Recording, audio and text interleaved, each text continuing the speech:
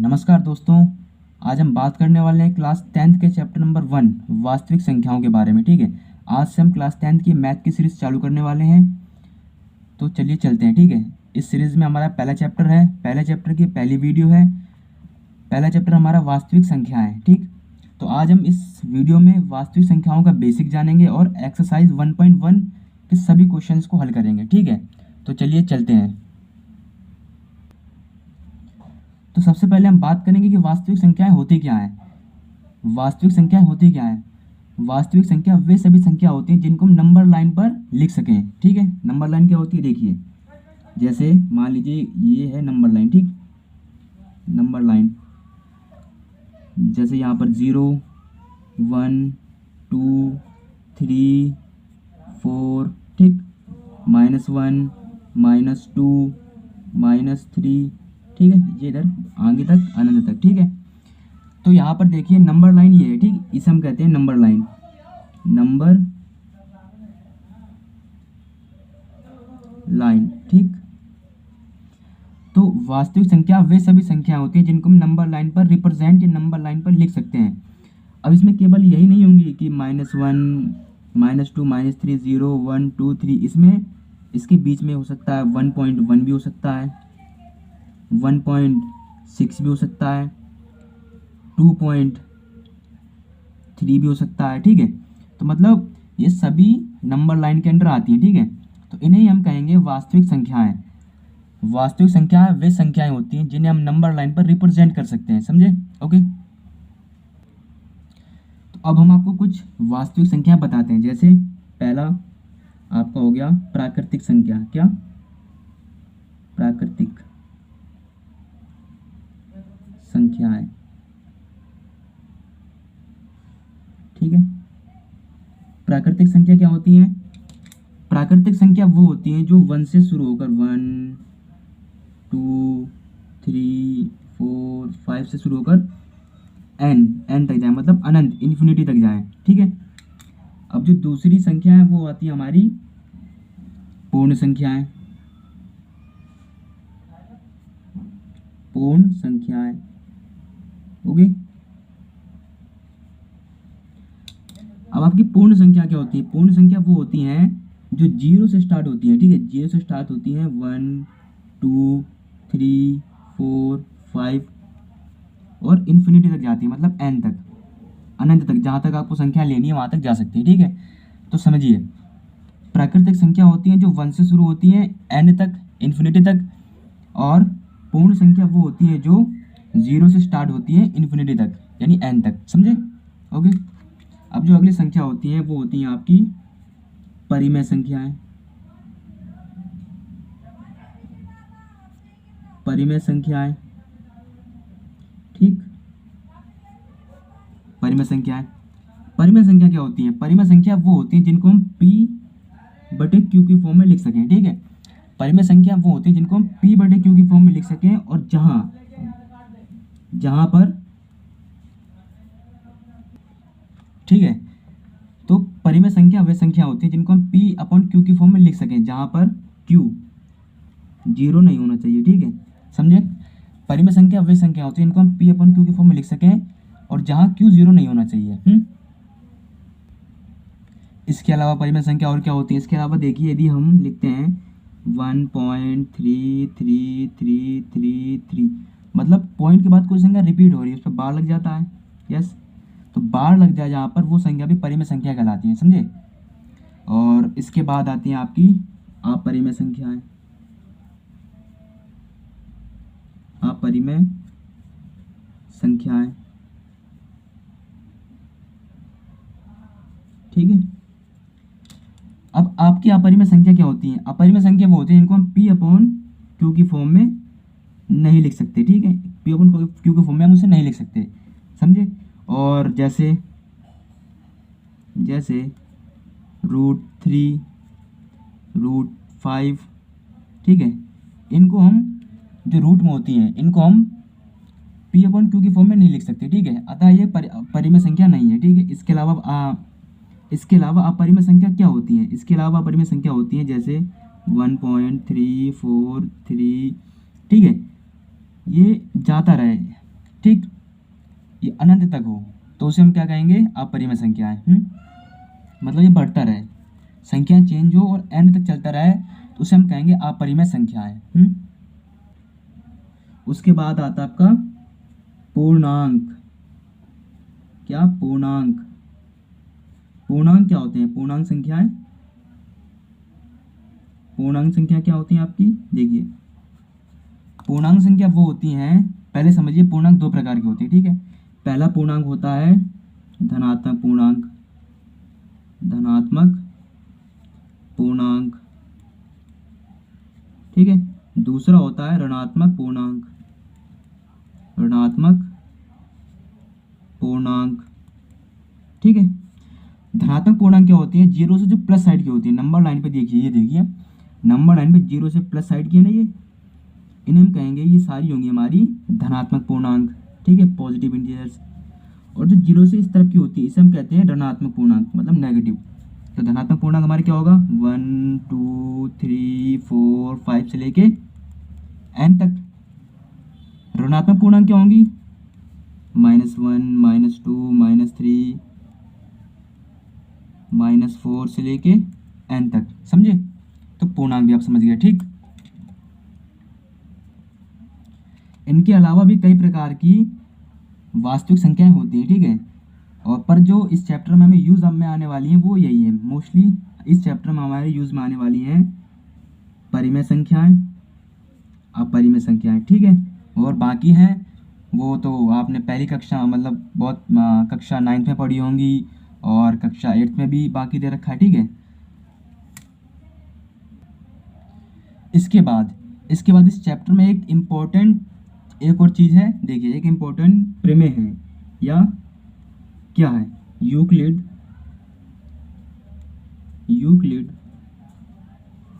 विभाजन प्रमेयिका। ये देखिए यूक्लिड विभाजन प्रमेयिका क्या होता है, एक्सरसाइज 1.1 में इसका बहुत यूज़ है, किसका, यूक्लिड विभाजन प्रमेयिका का एक्सरसाइज 1.1 में बहुत ज़्यादा यूज़ है। तो आप समझिए यूक्लिड विभाजन प्रमेयिका होता क्या है, ठीक है। देखिए यूक्लिड विभाजन प्रमेयिका होता है भाज्य, क्या, भाज्य बराबर भाजक गुणा भागफल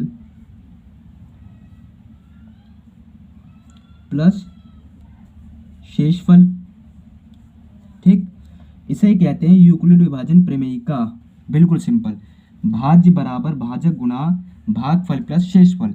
अब भाज्य क्या होता है, देखिए हमारा डिवाइड है, इसमें देखिए इसमें हमारे जो अंदर का होता है ये, इसे हम कहते हैं भाज्य, ये होता है भाजक, ठीक। ये होता है भागफल, ठीक। और जो रिमाइंडर बचता है इसे हम कहते हैं शेषफल, ठीक है, समझ गए। ये होता है भाज्य, ये होता है भाजक, ये होता है भागफल, ये होता है शेषफल, समझे। तो यूक्लिड विभाजन प्रमेयिका क्या होती है, भाज्य बराबर भाजक गुणा भागफल प्लस शेषफल। इसे आप सिद्ध कर सकते हैं, इसको करेंगे भाज्य बराबर यही आएगा। देखिए आप मान लीजिए हम एक एग्जांपल लेते हैं, देखिए हम एक एग्जांपल लेते हैं, यदि हम 29 को 3 से डिवाइड करें, ठीक, तो हमारे पास क्या आएगा, 3 9 ज़ा 27, और हमारा रिमाइंडर कितना बचेगा, हमारे पास रिमाइंडर बचेगा 2। तो यहाँ पर हमारा भाज्य बराबर हो गया कितना, 29। भाजक क्या हो गया, हमारे पास यहाँ पर भाजक हो गया इक्वल टू 3, और भागफल क्या हो गया, भागफल बराबर हो गया हमारे पास 9, और शेषफल क्या हो गया, हमारे पास शेषफल हो गया इज इक्वल टू 2। तो क्या हम कहेंगे, यूक्लिड विभाजन प्रमेयिका से क्या लिखेंगे, यूक्लिड विभाजन प्रमेयिका से, प्रमेयिका से, ठीक है, ये प्रमेयिका के द्वारा, ठीक। क्या होता है भाज्य, क्या होता है भाज्य बराबर भाजक गुणा भागफल प्लस शेषफल, ठीक है। ये हमारा होता है यूक्लिड विभाजन प्रमेयिका। तो कैसे करेंगे, लिखेंगे भाज्य हमारा 29 इज इक्वल टू भाजक हमारा 3 इंटू भागफल हमारा 9, रिमाइंडर मतलब शेषफल हमारा 2। तो 29 बराबर 27 प्लस 2, 29 बराबर 29। तो ये सिद्ध हो गया, ठीक है। तो यूक्लिड विभाजन प्रमेयिका हमारा सिद्ध हो गया, समझे। इसे कहते हैं यूक्लिड विभाजन प्रमेयिका। वैसे ये मैंने आपको केवल सिद्ध करने के लिए बताया है। अब हम आएंगे क्लास 10th की एक्सरसाइज 1.1 में, ठीक है। मैं बुक आपको दिखाता हूँ। क्लास 10th, ये मैं हिंदी मीडियम से पढ़ा रहा हूँ, ठीक। क्लास 10th की एक्सरसाइज है 1.1, ठीक। क्लास 10th की एक्सरसाइज है 1.1, ओके। देखिए ये हमारे पास क्लास 10th की एक्सरसाइज 1.1 है। इसमें हमें पहला प्रश्न दे रखा है, एक्सरसाइज 1.1 में हमें पहला प्रश्न दे रखा है, निम्नलिखित संख्याओं का एचसीएफ ज्ञात करने के लिए यूक्लिड विभाजन एल्गोरिथम यानी प्रमेयिका का प्रयोग कीजिए। क्या निम्नलिखित संख्याओं का एचसीएफ ज्ञात करने के लिए यूक्लिड विभाजन प्रमेयिका का प्रयोग कीजिए, ठीक। तो इसमें हम तीनों क्वेश्चन करेंगे, पता है आपको, ठीक है। तो हम पहला क्वेश्चन लेते हैं। पहला क्वेश्चन क्या, 135 और 225, ठीक है। तो इसे हम करते हैं कॉपी में, देख लीजिए पहला क्वेश्चन क्या है, ये है 135 और 225, ठीक। तो हम करते हैं, ठीक। यहाँ पर हम प्रश्नावली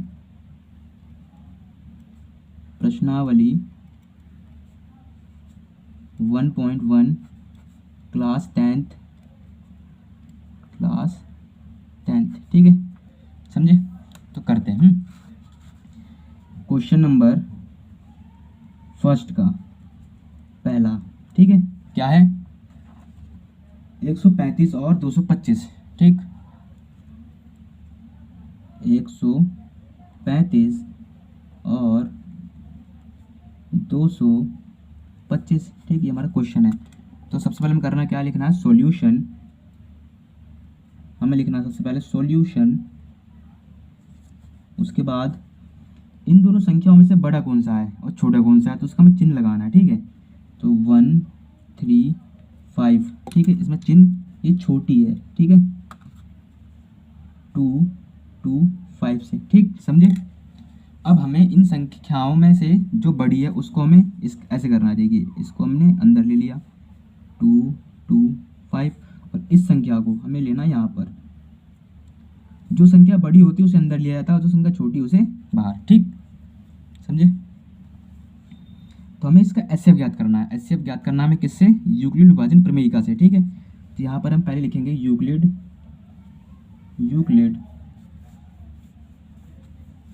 विभाजन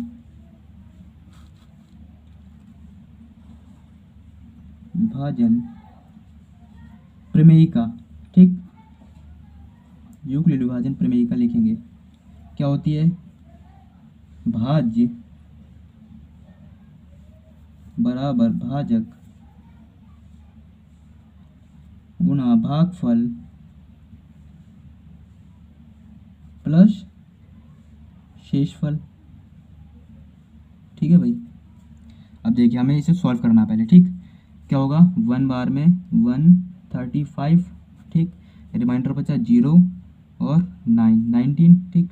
अब जो ये बचा है इसको, जो रिमाइंडर बचा है, रिमाइंडर से ही अब की बार जो हमारा पहले हमारा भाज्य था 225 और भाजक था 135, अब हमारा जो रिमाइंडर बचा है इन दोनों का वो हो जाएगा भाजक, और जो इसका भाजक था वो बन जाएगा भाज्य, ठीक।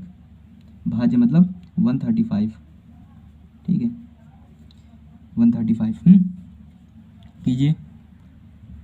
1 बार में 95 5 एंड 4 45। वही प्रोसेस रिपीट करनी है, ठीक है। इसको जो इसका जो भाजक है अब क्या, इसे हम ले लेंगे अगले स्टेप पे भाज्य, ठीक है। तो 90 दो बार में हमारा कटता है 90, तो हमारे यहाँ पर ख़त्म। अब देखिए यूक्लिड विभाजन प्रमेयिका को हमें लिखना है, ठीक। किस तरह भाज्य, पहले स्टेप में हमारा भाज्य क्या था, सबसे पहले स्टेप में हमारा भाज्य क्या था 225 बराबर हमारा भाजक क्या था 135 इंटू हमारा भागफल क्या आया था 1 प्लस शेषफल क्या आया था 90, ठीक है। अगले स्टेप में इस वाले पे हमारा भाज्य क्या है 135 बराबर हमारा भाजक क्या है 90, हमारा भागफल क्या है 1 प्लस हमारा शेषफल क्या है 45, ठीक है। अगले स्टेप पे हमारा भाज्य क्या है 90, हमारा भाजक क्या है 45, हमारा भागफल क्या है 2 और हमारा रिमाइंडर क्या है 0। देखिए जहाँ पर जिस जगह जहाँ पर हमारा रिमाइंडर 0 आ जाए, समझिए जहाँ पर हमारा रिमाइंडर 0 आ जाए उसका भाजक, जहाँ पर हमारा रिमाइंडर 0 आ जाए उसका भाजक ही एचसीएफ कहलाता है। तो एचसीएफ क्या होगा, एचसीएफ इसका होगा 45, ये आपका आंसर है, ठीक है। समझिए हमारा एचसीएफ क्या होता है, जहाँ पर हमारा शेषफल 0 आ जाए, कहाँ पर, जहाँ पर हमारा शेषफल 0 आ जाए उसका भाजक ही एचसीएफ कहलाता है। जहाँ पर हमारा शेषफल 0 आ जाए उसका भाजक ही एचसीएफ कहलाता है, समझे। अब करते हैं क्वेश्चन नंबर फर्स्ट का सेकंड। क्वेश्चन नंबर फर्स्ट का सेकंड क्या है, देखिए क्वेश्चन नंबर फर्स्ट का सेकंड है एक्सरसाइज 1.1 का क्वेश्चन नंबर फर्स्ट का सेकंड है 196 और 38,220, ठीक है। इसे हम करते हैं कैसे, देखिए इसे हम 190 क्वेश्चन नंबर फर्स्ट का सेकंड है, ठीक। क्या करेंगे इसे हम 196 और 38,220, ठीक है 220। इसका हमें एचसीएफ ज्ञात करना है, किसका प्रयोग करते हुए, यूक्लिड विभाजन प्रमेयिका का। तो सबसे पहले स्टेप क्या है आपका, लिखिए सॉल्यूशन। उसके बाद इन दोनों संख्याओं में जो छोटी है उसका साइन बदलिए, साइन मतलब इनको साइन के रूप में लिखिए 196, यहाँ पर साइन ये छोटी है इससे, तो ठीक। अब लिखिए यूक्लिड विभाजन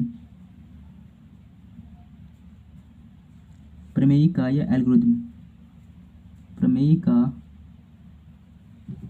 ठीक है, से क्या होती है, भाज्य बराबर भाजक गुणा भागफल प्लस शेषफल, ठीक। समझ गए। अब हम इसे सॉल्व करते हैं। तो बड़ी संख्या होती है उसे हम मानते हैं भाज्य 38,220 और छोटी संख्या को मानते हैं भाजक, ठीक। कीजिए, ओके, ठीक है। तो हमारा 1 बार में आया 196, ठीक। इसे हमने माइनस किया तो हमारे पास आया 681, ठीक है। ये छोटा है तो हम यहाँ पर क्या करेंगे, इस 2 को यहाँ पर लिख लेंगे, ठीक है 2, ठीक।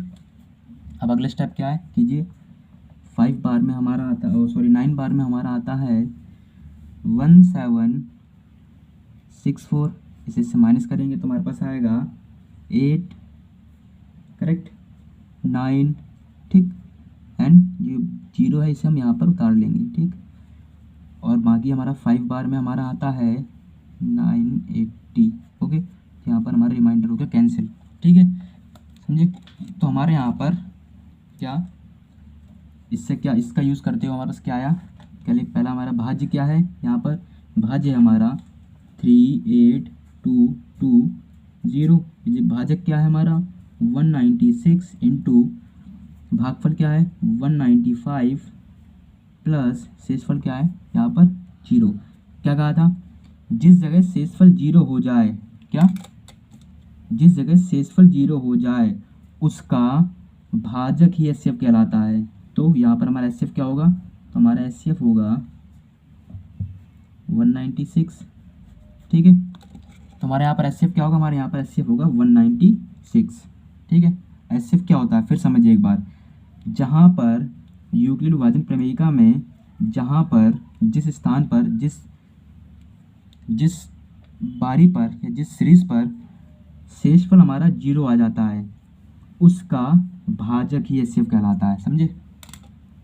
अब चलिए, अब हम करते हैं क्वेश्चन नंबर फर्स्ट का थर्ड, ठीक है। क्वेश्चन नंबर फर्स्ट का थर्ड क्या दे रखा है, देखिए क्वेश्चन नंबर फर्स्ट का थर्ड दे रखा है हमें एक्सरसाइज 1.1 में। क्वेश्चन नंबर फर्स्ट का हमें थर्ड दे रखा है 867 और 255, ठीक। देखिए ये तो इसे हम सॉल्व करते हैं अब। 867 और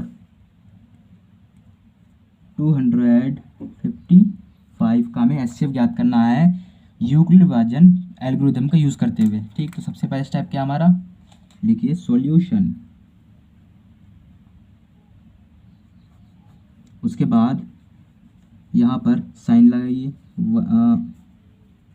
867 छोटा है, नहीं गलत कर दिया, क्या होगा 867 बड़ा है 225 से। तो मैंने क्या कहा था कि जो बड़ा होता है उसे हम सबसे पहले मानते हैं भाज्य और जो छोटा होता है उसे हम मानते हैं भाजक, ठीक। तो ये हो गया भाज्य और ये हो गया भाजक,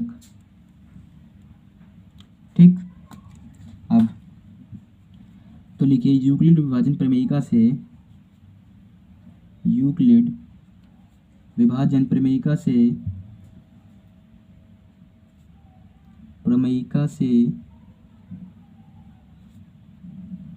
ठीक है, क्या होता है भाज्य बराबर भाजक गुणा भागफल प्लस शेषफल, ठीक है। तो बाकी जो अगले स्टेप आप कीजिए, 867 को मानेंगे भाज्य और 225 को मानेंगे भाजक, ठीक है। कीजिए, तो यहाँ पर हमारा 3 बार में आता है करने पर 765, ठीक। तो हमारा क्या बचा 201, ओके।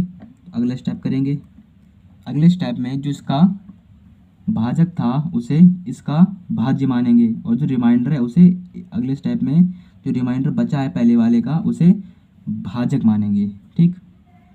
255 2 बार में आया आपके पास 204 15 51, ठीक। 102 2 बार में 102, ठीक है। इसको यहाँ पर लिखिए, पहले स्टेप में हमारा भाज्य क्या है 867 बराबर भाजक क्या है 255 इंटू भागफल क्या है 3 प्लस शेषफल क्या है 102।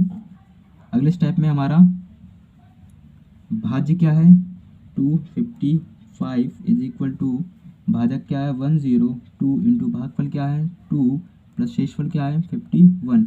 अगले स्टेप में 102 इज इक्वल टू भाजक क्या है 51 इंटू 2 प्लस रिमाइंडर 0। मैंने क्या कहा था, जब आपका रिमाइंडर 0 आ जाए उसका भाजक ही एचसीएफ कहलाता है। तो हमारा एचसीएफ क्या होगा, एचसीएफ होगा हमारा 51, ठीक है। ये आपका आ गया आंसर।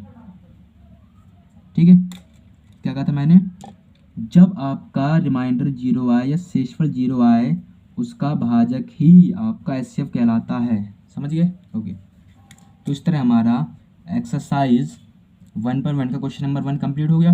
अब हम करते हैं क्वेश्चन नंबर 2। ठीक, तो अब हम सॉल्व करेंगे एक्सरसाइज नंबर 1.1 का क्वेश्चन नंबर 2। ठीक है, क्वेश्चन नंबर 2 हमारे पास क्या है, क्वेश्चन नंबर 2 पे हमें दे रखा है कि दर्शाइए कि कोई भी धनात्मक विषम पूर्णांक दर्शाइए कि कोई भी धनात्मक विषम पूर्णांक 6q+1 या 6q+3 या 6q+5 के रूप में होता है जहाँ q कोई धनात्मक पूर्णांक है, समझिए, इसमें हमें क्या रखा है कि दर्शाना हमें कि कोई धनात्मक पूर्णांक 6q+1 या 6q+3 या 6q+5 के रूप में होता है जहाँ q कोई पूर्णांक है। ठीक है, इसे हम सॉल्व करते हैं। तो इस तरह के क्वेश्चन सॉल्व करने के लिए हम आपको बहुत सिंपल ट्रिक बताएंगे जो कि आप देखिए और समझिए। ठीक, तो मैं क्या कहा गया है, सबसे पहले हमें करना क्या है, सबसे पहले हमें करना है क्या, डालना है क्वेश्चन नंबर 2। ठीक है, उसके बाद क्वेश्चन नंबर 2 आपको मैंने दिखा दिया। क्वेश्चन नंबर 2 है क्या हमारा, क्वेश्चन नंबर 2 देखिए ये है। ठीक, देखिए, अब मैं सिर्फ बार बार कॉपी पर लिखूंगा तो फिर समय बहुत वेस्ट होगा आपका भी, इसलिए आपको बुक में दिखाता हूँ। दर्शाइए कि कोई भी धनात्मक विषम पूर्णांक 6q+1 या 6q+3 या 6q+5 के रूप में होता है जहाँ q कोई पूर्णांक है। ठीक है, हम इसे सॉल्व करेंगे। ठीक, चलिए चलते हैं। तो सबसे पहले स्टेप क्या हमें मानना है, माना कि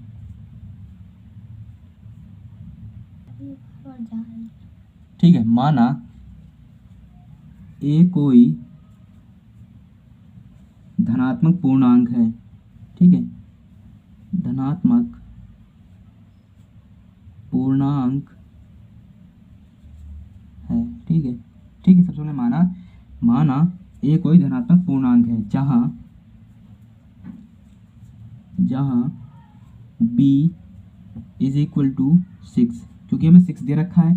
ठीक, b = 6, क्योंकि हमें यहाँ पर 6 दे रखा है बुक में। और तो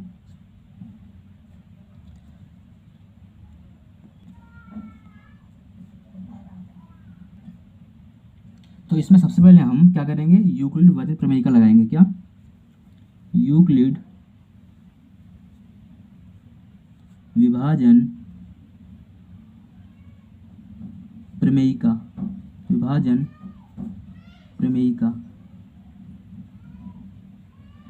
का ठीक है, के द्वारा क्या होता है, यूक्लिड विभाजन प्रमेय का क्या होता है, देखिए, भाज्य बराबर भाजक गुना भागफल प्लस शेषफल। ठीक है, यही होता है हमारा यूक्लिड विभाजन प्रमेय का। तो यहाँ पर हमारा जो भाज्य है, समझिए, यहाँ पर जो हमारा भाज्य है वो है हमारा 1, हमने 1 माना। ठीक है, यहाँ पर हमारा भाज्य 1 है और भाजक हमारा यहाँ पर है b। ठीक है, यहाँ पर हमारा भाज्य a है, भाजक हमारा b है और भागफल हमारा यहाँ पर है q। ठीक, और हमारा शेषफल है क्या, r, रिमाइंडर। ठीक है, तो हमारा यूक्लिड विभाजन प्रमेय का यूज़ करते हुए हमारा क्या बनेगा, a = b³ + r, ये बना। यही है हमारा यूक्लिड विभाजन प्रमेय का। ठीक, क्या है, यही है हमारा यूक्लिड विभाजन प्रमेय का। अब इस पे कंडीशन है, a यहाँ पर हमारा देखिए, हमें यहाँ पर ठीक है, तो हमने यहाँ पर a कोई पूर्णांक धनात्मक पूर्णांक माना है और समझिए, और b हमें दे रखा है 6, तो 6q। ठीक है, q हमारा हो गया क्या, कोई पूर्णांक प्लस r। ठीक, अब यहाँ पर समझिए आर होता क्या है। आर देखिए, आर होता है, आर जीरो से बड़ा होता है, ये जीरो के बराबर हो सकता है, ठीक है, और आर छोटा होता है बी से हमेशा। ये आर की कंडीशन है शेषफल की, ठीक है। आर हमेशा जीरो के बराबर या जीरो से बड़ा होता है तथा बी से छोटा होता है, ये आर की कंडीशन है। आप समझिए, ये हो गया आपका। उसके बाद देखिए, तो यहाँ पर आर के क्या लिख सकते हैं हम, आर के संभव मान, ठीक है। तो यहाँ पर हमारे पास आर के संभव मान क्या क्या हो सकते हैं।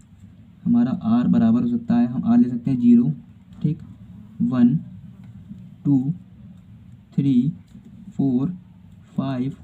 हम आर के मान ये ले सकते हैं, क्यों, यहाँ पर कंडीशन क्या है, यही कंडीशन होती है, ठीक है। ये कंडीशन हमें यूक्लिड विभाजन प्रमेय का ही बताती है। कंडीशन क्या होती है, आर का मान 0 के बराबर या 0 से बड़ा हो सकता है तथा बी से छोटा हो सकता है। छोटा होता ही है, हो सकता है क्या। तो आर हमारा क्या हो गया, 0, 1, 2, 3, 4, 5 हो गया, ठीक। तो अब हम इसको लिखते हैं, ठीक है। जब आर बराबर 0 हो तो, जब आर बराबर 0 हो तो इसमें यूक्लिड विभाजन प्रमेय का यूज़ कैसे करेंगे, ठीक है, देखना। तो a बराबर 6q प्लस 0, तो क्या होगा, a बराबर 6q, ठीक है, ठीक है। तो यहाँ पर हमारा ये क्या हो जाएगा, यहाँ पर हमारा हो जाएगा ये समपूर्णांक हो जाएगा। क्यों ये समपूर्णांक, क्यों, क्योंकि 6 एक सम संख्या है, और क्यों 6 से हम किसी भी संख्या की गुणा करेंगे तो वो भी सम ही आएगा, ठीक है। 6 से हम किसी भी संख्या की गुणा करेंगे, यहाँ पर क्यों कुछ भी हो सकता है, यहाँ पर क्यों कोई भी संख्या हो, तो यहाँ पर क्यों कोई सा ही पूर्णांक हो, क्योंकि यहाँ पर हमें 6 की गुणा क्यों से करेंगे, तो यदि हम 6 की गुणा किसी भी संख्या से करें तो वो उत्तर में हमारा सम संख्या ही आएगा, ठीक है। तो ये सम हो गया, ओके। जब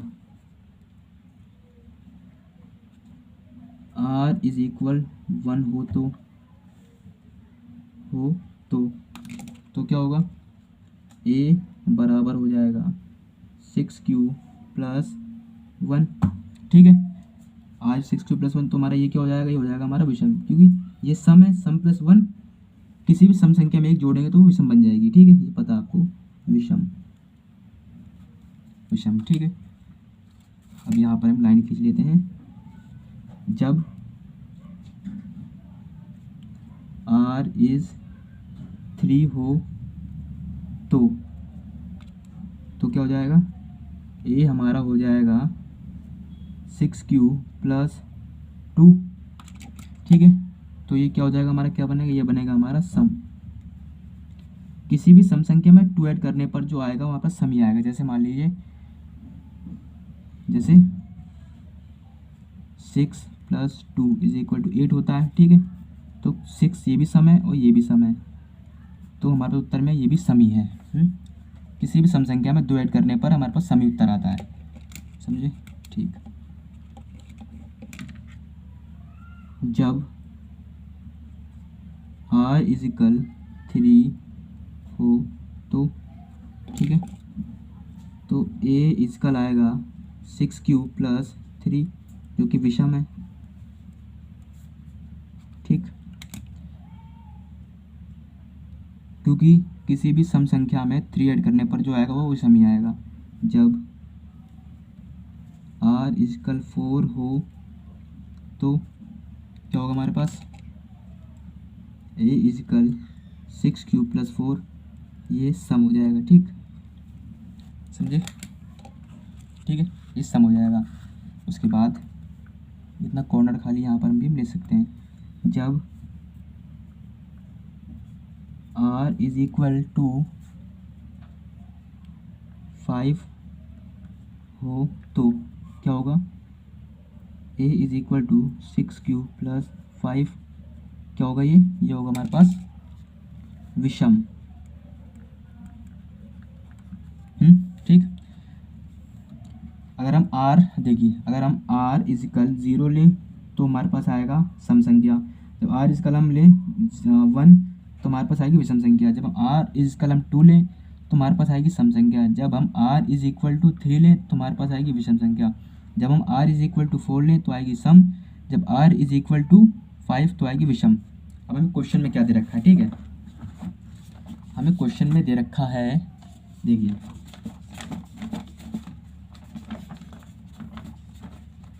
हमें क्वेश्चन में दे रखा है, देखिए क्वेश्चन हमारा यह, ठीक, दर्शाए कि कोई भी धनात्मक विषम पूर्णांक 6q + 1 या 6q + 3 या 6q + 5 के रूप में होता है। धनात्मक विषम पूर्णांक, विषम पूछा ना, धनात्मक विषम पूर्णांक, तो धनात्मक विषम पूर्णांक 6q + 1, 6q + 3, 6q + 5 के रूप में होता है, जहाँ q कोई पूर्णांक है, ठीक है। तो यहाँ पर हमारे पास धनात्मक विषम पूर्णांक क्या क्या हो गए, 6q + 1, ठीक है, के रूप में होते हैं। देखिए ये 6q + 1 ये विषम है। दूसरा 6q + ये लिखना नहीं है आपको, ये समझाने के लिए बता रहे हैं, ठीक है। 6q + 3 ये विषम धनात्मक पूर्णांक है, ठीक है। और 6q + 5 ये भी विषम है, ठीक है। तो इस तरह हम कह सकते हैं कि ये हमारे विषम धनात्मक पूर्णांक हैं। और यहाँ तक आपको उत्तर खत्म हो जाता है, बस, ठीक है। आपको इस टाइप के प्रश्न सारे इसी प्रकार से ही हल करने हैं, ठीक, ठीक है। और बाकी ठीक, अब हम क्वेश्चन नंबर अगला शुरू करते हैं। तो अगला क्वेश्चन हमारे पास एक्सरसाइज 1.1 का अगला क्वेश्चन है, तीसरा। किसी परेड में 616, देखिए क्या है, किसी परेड में 616 सदस्यों वाली एक सेना की टुकड़ी है। टुकड़ी को 32 सदस्यों वाले एक आर्मी बैंड के पीछे मार्च करना है। दोनों समूहों को समान संख्या वाले स्तंभों में मार्च करना है। उन स्तंभों की अधिकतम संख्या क्या है जिसमें वे मार्च कर सकते हैं, ठीक है। इस टाइप के प्रश्न में जब हमें अधिकतम संख्या ज्ञात करनी हो, क्या अधिकतम संख्या, क्या अधिकतम संख्या ज्ञात करनी हो, तो हमें ज्ञात करना होता है HCF, ठीक है। क्योंकि HCF का मतलब ये होता है largest common value, largest common value, ठीक है। ओके, तो क्या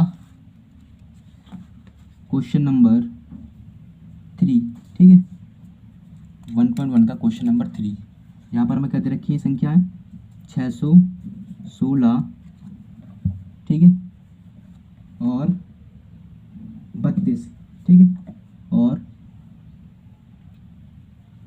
32, ठीक। तो हमें इन दोनों का HCF निकालना है। कैसे निकालेंगे, HCF निकालने का फॉर्मूला क्या है, सबसे पहला क्या करना आपको, लिखना सॉल्यूशन, सबसे पहला स्टेप। फिर इन संख्याओं में 616 वो बड़ी है, 32 छोटी है। जो संख्या बड़ी होती है उसे हम भाज्य मानते हैं, 616, और छोटी होती है उसे हम भाजक मानते हैं। उसके बाद हम सॉल्व करेंगे, ठीक है। 1 जा 32, 9, 2, 29, 6, ओके, ठीक है। तो 9 बार में आएगा यहाँ पर 8, 1 हासिल, ठीक। यहाँ पर 8 बचेगा।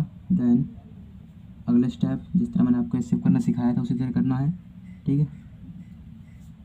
32, ठीक। तो यहाँ पर यूक्लिड विभाजन प्रमेयिका से, ठीक है। यूक्लिड विभाजन प्रमेयिका क्या होता है, भाज्य बराबर भाजक गुणा भागफल प्लस शेषफल, ठीक है। तो पहला हमारा भाज्य क्या है, 616 इज इक्वल टू भाजक क्या है 32 इंटू भागफल क्या है 19 प्लस शेषफल क्या है हमारे पास 20। तो हमारे पास शेषफल क्या है 8, ठीक। अगले स्टेप में हमारा भाज्य होगा 32 और भाजक होगा 8 और भागफल होगा 4 प्लस शेषफल होगा 0। जहाँ पर हमारा शेषफल 0 आ जाए उसका भाजक ही हमारा एच होता है, तो एच हमारा होगा क्या होगा, HCF इस इक्वल टू होगा 8। इस तरह हमारे क्वेश्चन भी हो गया सॉल्व। ठीक, अब हम आते हैं अगले क्वेश्चन, क्वेश्चन नंबर 4। ठीक है, क्वेश्चन नंबर हमें 4 क्या दे रखा है, देखिए हमें क्वेश्चन नंबर 4 दे रखा है यूक्लिड विभाजन। देखिए क्या दे रखा है क्वेश्चन नंबर 4,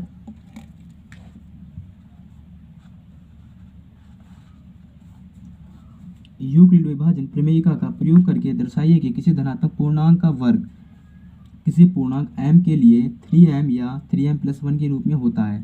ठीक है, ओके, चलिए चलते हैं फिर। ठीक, इस प्रश्न को हम सॉल्व करते हैं।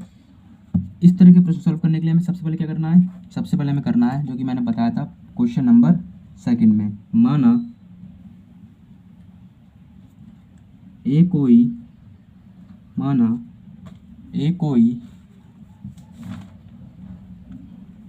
धनात्मक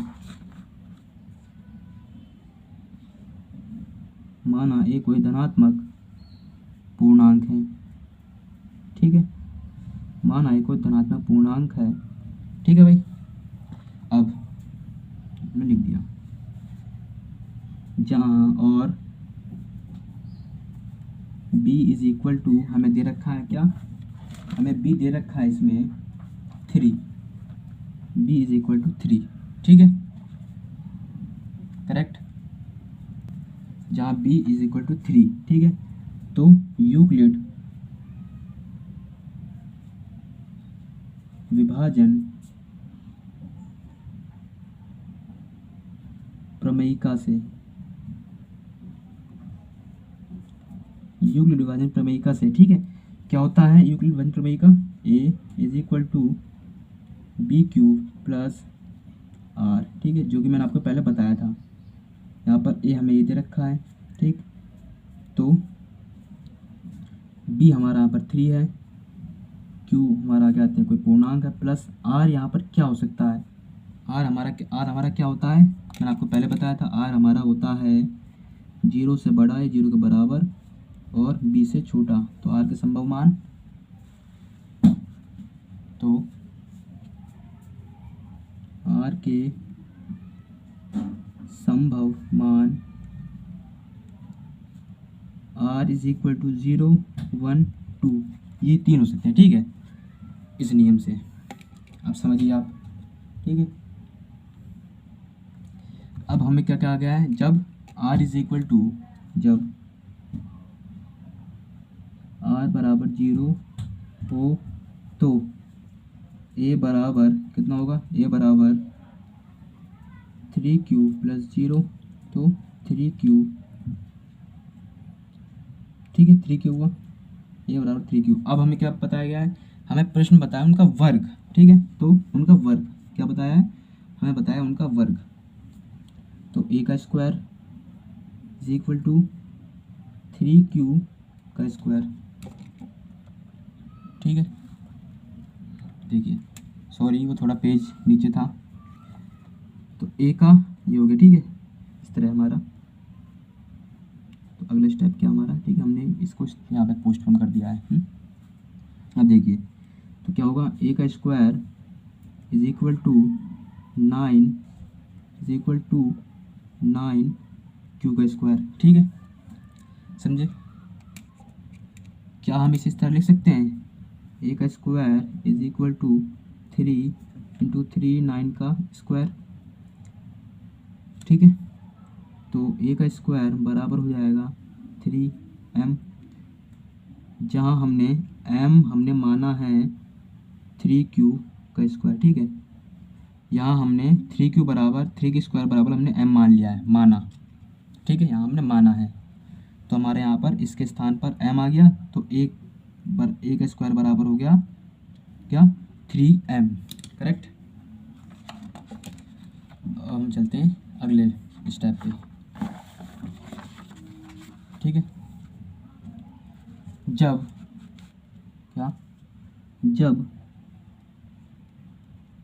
r इज इक्वल 1 हो तो तो क्या होगा, ए बराबर 3q प्लस 1। ठीक है, तो हमें प्रश्न पूछा गया है ए का स्क्वायर, किसी धनात्मक पूर्णांक का वर्ग मतलब स्क्वायर। ठीक है, तो ए का स्क्वायर बराबर हो जाएगा 3q प्लस 1 का होल स्क्वायर। ठीक है, तो क्या होगा, ए का स्क्वायर बराबर 9q का स्क्वायर प्लस 1 प्लस 6q। ठीक, तो क्या होगा, ए का स्क्वायर बराबर हो जाएगा हमारा, यदि हम इसको इस तरह लिखें 9q square plus 6q plus 1, इन दोनों से हम कॉमन ले लिए, ए का स्क्वायर बराबर हो जाएगा 3q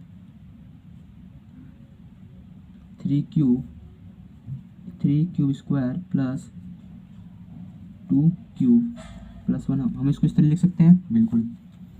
तो हम ए का स्क्वायर बराबर 3m प्लस 1, क्यों, यहाँ हमने 3q square plus 2q is equal to m माना, हमने ये माना है। ठीक है, ठीक है, इसे हमने मान लिया ये। तो हमारे यहाँ पर ए का स्क्वायर एक आ गया 3m प्लस 1। अब जब r इज इक्वल टू 2 हो तो a बराबर 3q प्लस 2। ठीक, तो अब इसका वर्क करने पर ए का स्क्वायर, क्योंकि प्रश्न में हमें वर्क करने को कहा है, ए का स्क्वायर बराबर 3q प्लस 2 का होल स्क्वायर। तो ए का स्क्वायर बराबर 9q square plus 4 plus 12q। ठीक, तो क्या होगा, ए का स्क्वायर बराबर 9q plus 12q, 9q square plus 12q plus 4। तो ए का स्क्वायर बराबर 3 हम कॉमन ले लेंगे, 3 cube square plus 4 cube plus, ठीक है, प्लस, रुकिए इसको देखिए, ये स्टेप हमने मिस कर दिया। देखिए हम इसे लिख सकते हैं, ए का square is equal to 9q square plus 12q plus 3 plus 1, इसे हम लिख सकते हैं, बिल्कुल। इसे हम 4 को लिख सकते हैं ना, हम 3 प्लस 1 लिख सकते हैं, यस। ए का स्क्वायर बराबर क्या हो जाएगा, 3 हमने कॉमन ले लिया, 3q स्क्वायर, यहाँ हमने इन तीनों से हमने कॉमन लिया। ठीक है, 3q square plus 4q plus 1 plus 1, correct. ठीक है, अब देखिए तो क्या होगा हमारे पास, ए का स्क्वायर बराबर हो गया 3m प्लस 1। ठीक, जहाँ हमने 3q square plus 4q plus 1 is equal to m माना। ठीक है, तो हम क्या कह सकते हैं, माना। ठीक,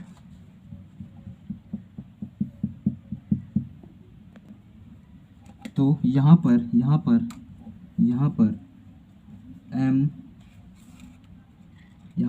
m पूर्णांक हैं। ठीक है, यहाँ पर m पूर्णांक हैं, समझे। ठीक है, हमें क्वेश्चन में क्या सिद्ध करना था, हमें क्वेश्चन में क्या सिद्ध करना था, देखिए क्वेश्चन देखिए पहले आप, फिर हम बताएंगे आपको। ठीक है, हमें क्वेश्चन सिद्ध करना था, यूक्लिड विभाजन प्रमेयिका का प्रयोग करके दर्शाइए कि किसी धनात्मक पूर्णांक का वर्ग, हमारा धनात्मक पूर्णांक ए है, ए का वर्ग। ठीक, हमारा धनात्मक पूर्णांक ए है, ए का वर्ग, धनात्मक पूर्णांक का वर्ग किसी पूर्णांक m के लिए 3m प्लस 1 के रूप में होता है। ठीक, 3m प्लस 1 के रूप में होता है। ठीक है, समझे आप। तो यहाँ पर हमारा धनात्मक पूर्णांक हमने ए लिया था, ए का वर्ग 3m, देखिए ए का वर्ग हमने पिछले उसमें कर रखा है, देखिए आप, ए का वर्ग 3m। ठीक है, 3m+1 और 3m+1 के रूप में होता है, जहाँ पर m 3m+1 के रूप में होता है, जहाँ पर m कोई पूर्णांक है। समझे आप? ठीक। अब हम अगला क्वेश्चन करते हैं, क्वेश्चन नंबर 5, जो कि इस एक्सरसाइज का आखिरी क्वेश्चन है। ठीक है, तो चलिए शुरू करते हैं। क्या? Question number 5। ठीक है, देखिए क्वेश्चन नंबर 5 हमसे क्या कहता है। ठीक, यूक्लिड विभाजन प्रमेयिका का प्रयोग करके दर्शाइए कि किसी धनात्मक पूर्णांक का घन मतलब उसका क्यूब 9m+1 या 9m+8 के रूप में होता है। ठीक, ये हमें दर्शाना है। तो बिल्कुल जो स्टेप किया वही स्टेप करना है। सबसे पहले आपको लिखना है सॉल्यूशन। ठीक है, फिर लिखेंगे माना ए कोई धनात्मक पूर्णांक है। ठीक है, ए कोई धनात्मक पूर्णांक है, उसके बाद तो और b इज इक्वल टू, यहाँ पर 9m करना है, 9m करना है हमें। ठीक है, हम b इज इक्वल टू 3 मानेंगे। ठीक है, हम यहाँ पर b इज इक्वल टू 3 मानेंगे। ठीक, तो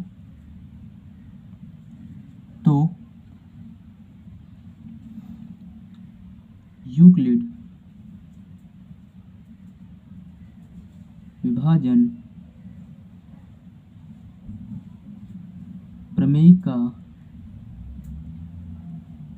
से, ठीक है, यूक्लिड विभाजन प्रमेयिका से, तो क्या होगा हमारा यूक्लिड विभाजन प्रमेयिका होता है A is equal to B Q plus R. ठीक, तो A is equal to B Q plus R होता है। ठीक है, तो A is equal to 3q plus R होगा। ठीक, करेक्ट। आर की मान क्या होता है? आर बड़ा होता है, बराबर होता है 0 के, और छोटा होता है b से। तो आर के संभव मान,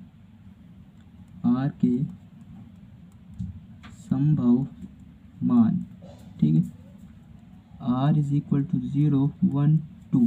ठीक, ये होंगे। अब हम करते हैं अगला क्वेश्चन, मतलब ये क्वेश्चन। ठीक है, आगे करते हैं। माना जब r इज इक्वल 0 हो तो क्या होगा? a is equal to B Q, A is equal to 3q plus 0, तो a is equal to 3q।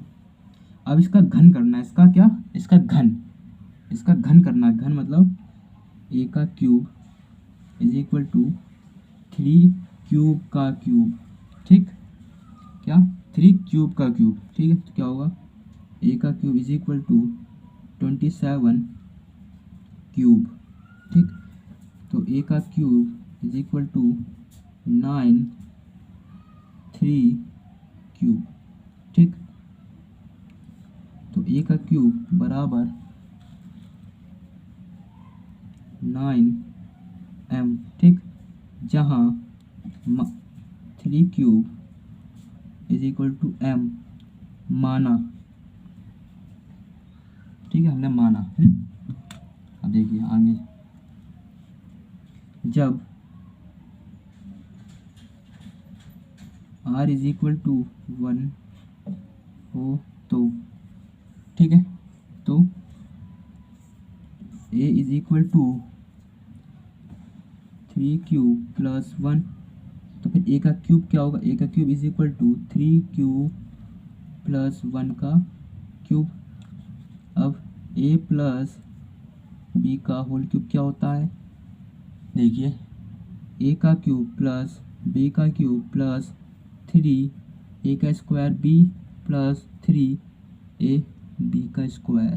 ठीक है, ये होता है आपका a का क्यूब प्लस b का क्यूब। ठीक, ठीक है, अब हम इसे यहाँ सॉल्व करते हैं। ठीक है, इस जगह पर।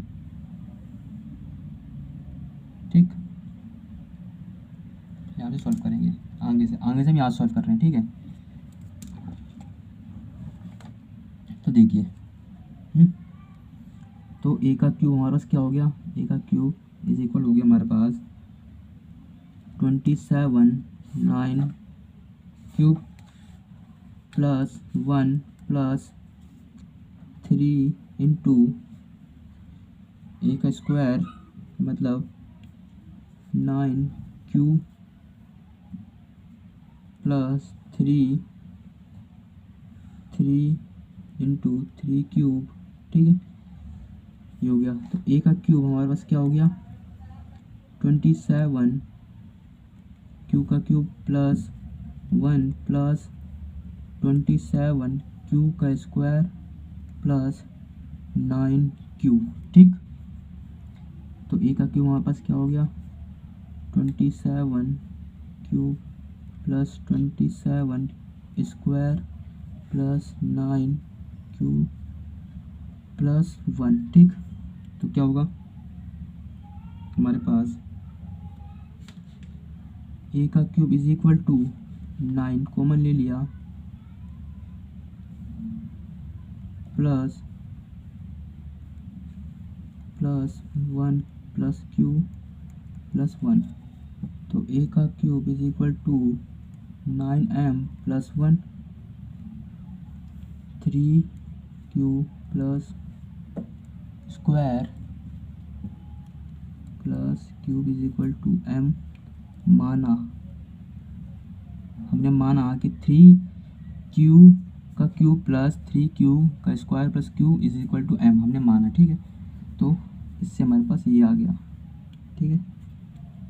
तो यहाँ पर हमने सॉल्व किया था तो हमारे पास m आया था, ठीक। यह जब r इज इक्वल टू 2 हो तो, ठीक, जब r इज इक्वल टू 2 हो तो a is equal to 3q plus 2। तो a का cube is equal to 3q plus 2 का क्यूब। तो a का cube is equal to 27 q का cube plus 8 plus plus 3 9 3 plus 54 Q का स्क्वायर प्लस 3 बी का स्क्वायर 4 जा 8 3 3 जा 9 प्लस 8 36 क्यू, ओके, ठीक। तो ए का cube is equal to 27 Q का क्यूब प्लस 54 क्यू का स्क्वायर प्लस 36 क्यू प्लस 8, ठीक। तो ए का क्यूब इज इक्वल टू हम क्या लिख सकते हैं 9 कॉमन ले लिया 3 का क्यूब प्लस 6q का स्क्वायर प्लस, ठीक, 4q, ओके, प्लस 8। तो ए का cube is equal to 9m plus 8, ठीक। ये आया आपका ए का cube is equal to 9m plus 8, क्योंकि हमने 3q का क्यूब प्लस 6q का square plus 4q is equal to m हमने माना, क्या माना। तो इस तरह हम कह सकते हैं कि हमारा 9m प्लस 8, ठीक है, 9m प्लस 1 एंड 9m हमारा क्या a का किसी धनात्मक पूर्णांक का घन करने पर हमारा ये आता है क्या 9m प्लस 1 9m प्लस 8, ठीक।